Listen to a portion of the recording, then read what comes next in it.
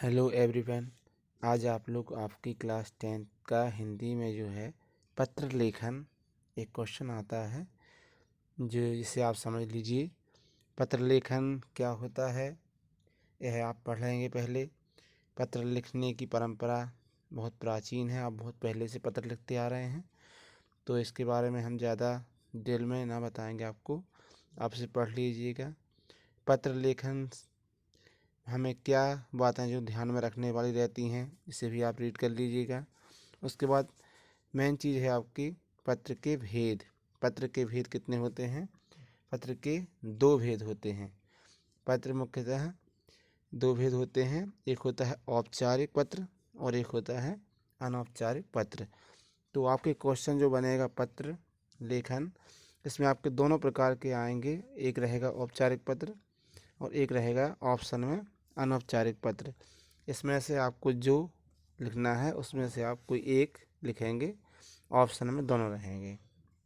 यानी औपचारिक पत्र भी लिख सकते हैं आप या अनौपचारिक पत्र, दोनों पर आपके 5-5 मार्क्स रहेंगे और दोनों में आपको विकल्प रहेगा। औपचारिक पत्र क्या होते हैं पहले यह समझ लीजिए।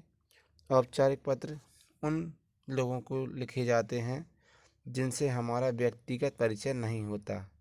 इससे व्यक्ति का नहीं बल्कि उसके पद का महत्व होता है। पत्र प्रायः किसी विभागीय अधिकारी के लिए लिखे जाते हैं या एक विभाग से दूसरे विभाग के लिए लिखे जाते हैं। अब देखें आप औपचारिक पत्र के अंतर्गत कितने प्रकार के पत्र आते हैं। औपचारिक पत्र जो है आपका, इसमें आते हैं प्रार्थना पत्र, आवेदन पत्र, शिकायती पत्र, संपादकीय पत्र, व्यावसायिक पत्र और कार्यालय पत्र। ये सभी औपचारिक पत्र कहलाते हैं। तो हम देखेंगे, चूँकि आपका एग्ज़ाम भी आने वाला है, मिड टर्म एग्ज़ाम, उसके लिए आप तैयारी करेंगे तो आपको एक औपचारिक पत्र या एक अनौपचारिक पत्र याद करना है। दोनों में आपको ऑप्शन रहेगा, कोई भी आप एक लिख सकते हैं। तो हम पहले देखते हैं औपचारिक पत्र।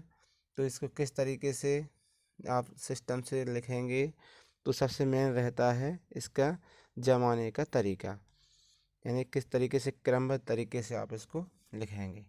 तो देख लीजिए इसका तरीका आप। प्रार्थना पत्र, प्रार्थना पत्र का प्रारूप। प्रारूप जब आपका पत्र चेक होगा तो पहले प्रारूप देखा जाएगा। यदि आपने प्रारूप सही तरीके से जमाया है तो फिर आपका अंदर से चेक किया जाएगा, और प्रारूप सही तरीके से होने पर आपके नंबर भी नहीं कटेंगे। तो प्रारूप में सबसे ऊपर आप देखिए परीक्षा भवन लिखा हुआ है, विद्यालय, नगर, यानी जहाँ पर आप एग्ज़ाम दे रहे हैं, जिस संस्था से आप एग्ज़ाम दे रहे हैं उसका नाम लिखेंगे, उस विद्यालय का और उस नगर का। जैसे हमारे विद्यालय का नाम है दक्ष इंटरनेशनल स्कूल गाडरवारा, ठीक है। दिनांक उसी दिनांक को डालेंगे आप। फिर नीचे आ जाइए, प्रधानाचार्य यानी प्राचार्य महोदय लिखेंगे आप। फिर विद्यालय का नाम और पता यहाँ पर।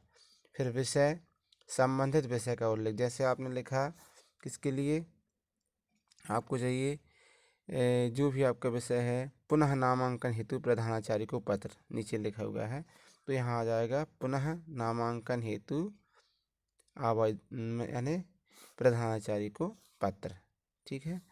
फिर महोदय या महोदया, इसके अंतर्गत विषय, जिस विषय में आप लिखेंगे उस विषय की विषय वस्तु आ जाएगी, और फिर बाद में नीचे लिख देंगे आप धन्यवाद, आपका आज्ञाकारी शिष्य, और जो अपने निर्देश हैं स्व निर्देश और हस्ताक्षर और कक्षा और अनुक्रमांक।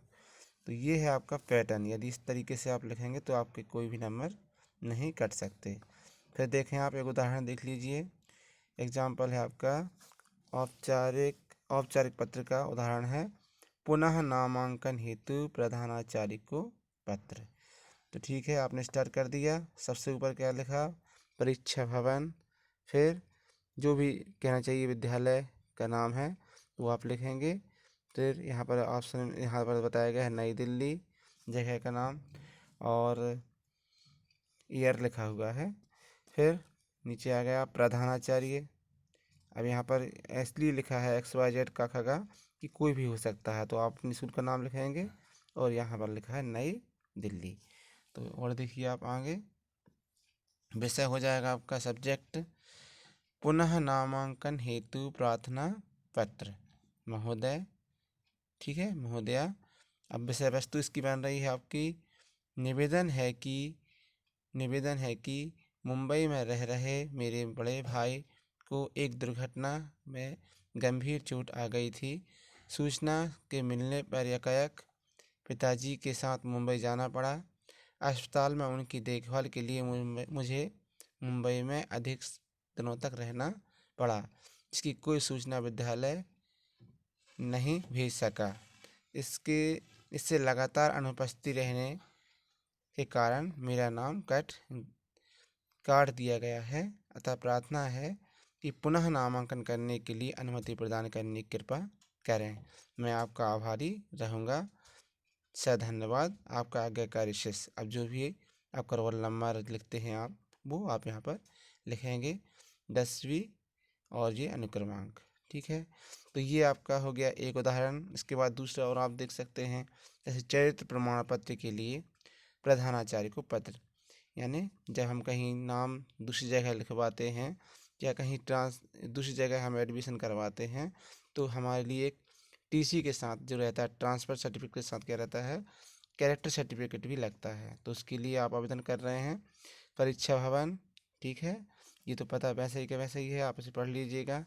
अब विषय पर आ जाइए, चरित्र प्रमाण पत्र हेतु प्रार्थना पत्र महोदय, निवेदन है कि मैंने गत वर्ष 10वीं कक्षा उत्तीर्ण की है।